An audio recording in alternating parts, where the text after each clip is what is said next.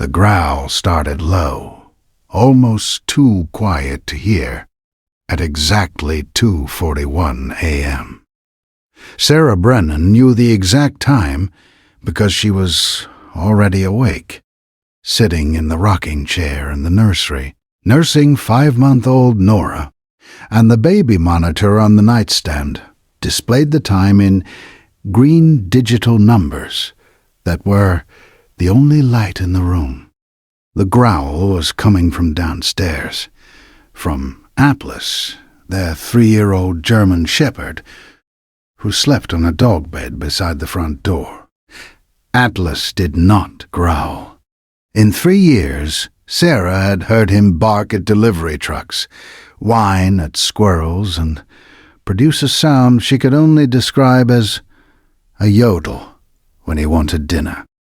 But growling was not in his vocabulary, until now.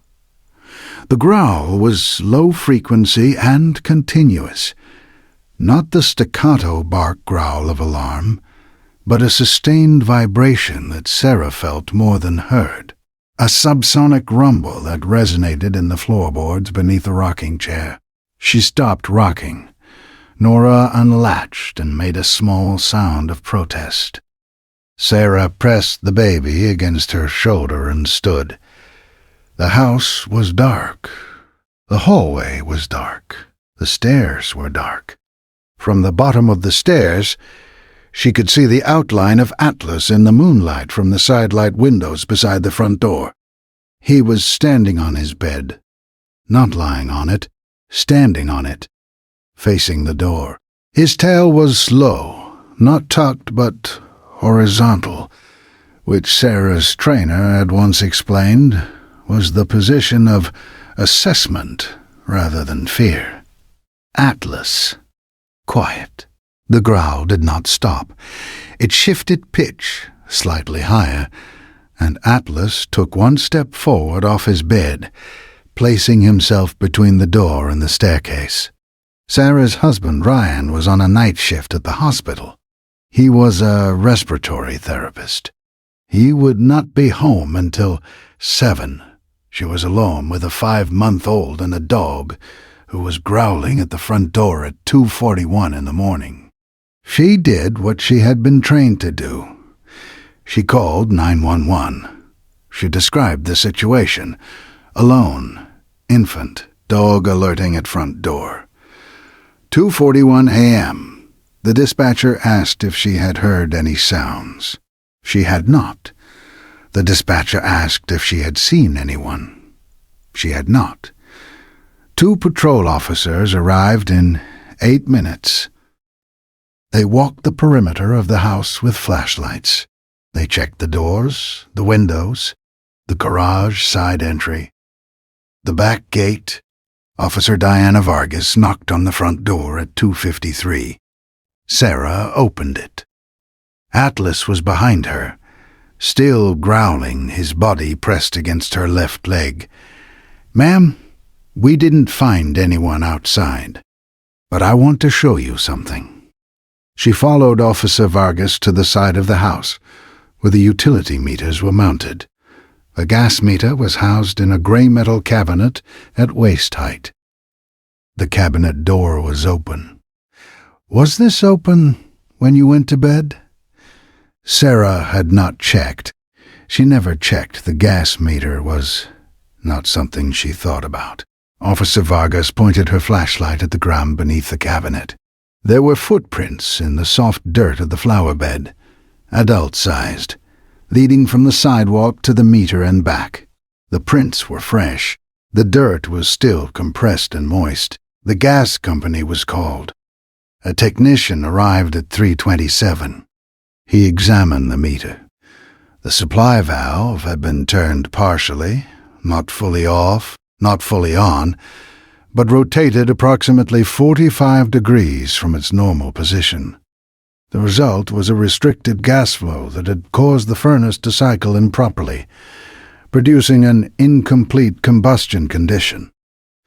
The furnace, running in this compromised state, had been generating elevated levels of carbon monoxide. The portable CO detector the technician carried registered 68 parts per million in the basement and 23 parts per million on the first floor, near Atlas's bed. The residential CO detector, mounted on the second-floor hallway ceiling, showed a green light. It was functioning, but the concentration had not yet reached the alarm threshold of 70 parts per million at detector height.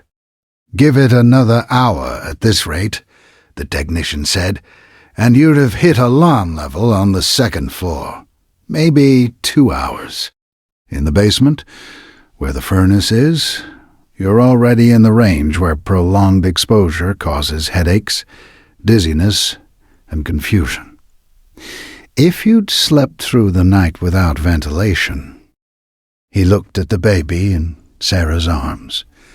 He looked at the dog sitting at Sarah's feet, no longer growling, his body finally relaxed. "Your dog saved your life tonight, both your lives. These moments happen every day in homes like yours. Subscribe so you never miss one." The police investigation determined that the gas valve had been deliberately tampered with. The footprints matched no one in the neighborhood database. No suspects were identified. The case remained open, but Sarah did not care about the case. She cared about the fact that at 2:41 a.m., when a stranger had left her property after partially closing a gas valve, her dog had detected the change in air chemistry, the first traces of carbon monoxide seeping up through the floor vents, and had done the only thing he could do. He had stood between the danger and the stairs that led to her baby. Officer Vargas filed her report at 4:45 a.m. In the narrative section, she wrote, "Resident's German Shepherd alerted to anomalous gas conditions approximately 12 minutes after suspected tampering. Dog's behavior prompted resident to contact 911. Without the animal's alert, the carbon monoxide buildup would likely have reached dangerous concentrations before the residential detector alarmed, particularly on the second floor where the infant was sleeping." Ryan came home at 7:15. He found Sarah on the couch, with Nora asleep on her chest, and Atlas lying on the floor beside them, his body pressed against the base of the couch, his eyes open and fixed on the front door.